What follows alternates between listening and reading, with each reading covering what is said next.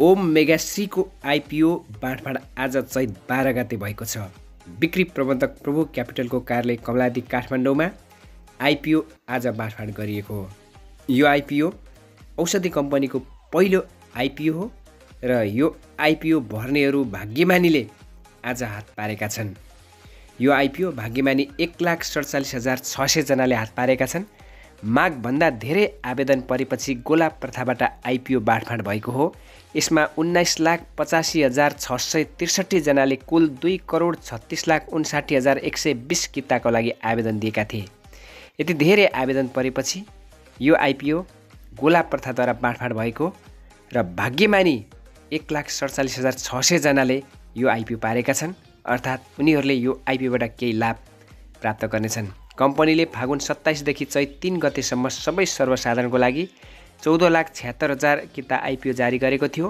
प्रति किता 100 रुपियाँ अङ्कित मूल्यमा सेयर निष्कासन गरिएको थियो र यो आइपिओ तपाईँहरू जतिलाई परेको छ यो निकै राम्रो आइपिओ नै छ। तपाईँले यो आइपिओलाई केही समय होल्ड गर्नुहोस्। यसको बारेमा म अर्को भिडियो बनाउने छु। यतिखेर अर्को खबर छ, नेपाल स्टक एक्सचेन्ज नेप्सेको प्रमुख कार्यकारी अधिकृत सिओमा नारद कुमार लुइटेल नियुक्त हुनुभएको छ। धेरै पछि नेप्सेले नयाँ सिइओ पाएको छ र अब भने धमाधम आइपिओहरू आउनेछ। यदि तपाईँलाई आइपिओ परेको छैन भने धेरै आइपिओहरू पाइपलाइनमा छन्।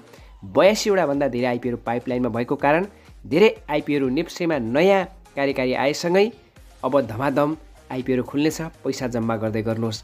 त्यस्तै अर्को खबर, सान्वी इनर्जी लिमिटेड कम्पनीले नेपाल धितो पत्र बोर्डबाट आइपिओ निष्कासनको अनुमति पाएको छ। अर्थात् अर्को एउटा नयाँ आइपिओ पाइपलाइनमा जम्मा भएको छ र यो आइपिओ सान्वी इनर्जी लिमिटेडको आइपिओ 100 रुपियाँ पर युनिट पर किता जारी हुनेछ।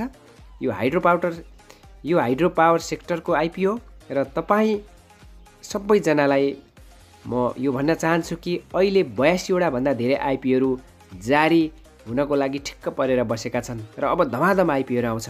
तपाईँले आफ्नो ब्याङ्क खातामा पैसा भने जम्मा गर्दै गर्नुहोस् र सबै आइपिओ सम्बन्धी र सेयर सम्बन्धी सम्पूर्ण खबर हामी यस च्यानलमा, यसै युट्युब च्यानलमा दिनेछौँ। तपाईँले यस च्यानललाई सब्सक्राइब गर्नुभएको छैन भने सब्सक्राइब गर्नुहोला, लाइक कमेन्ट पनि गर्नुहोला। तपाईँ सेयर बजारको दोस्रो बजारमा हुनुहुन्छ, अलि धेरै सेयर बजारबारे बुझ्नुहोस् अनि लगानी गर्नुहोस्।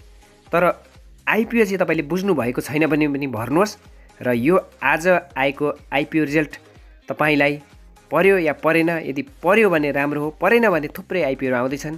तपाईँले पर्खिनुहोस् र धमाधम खुल्ने आइपिओहरू भर्नुहोस्। सेयर बजारबाट तपाईँलाई फाइदा भएको होस्।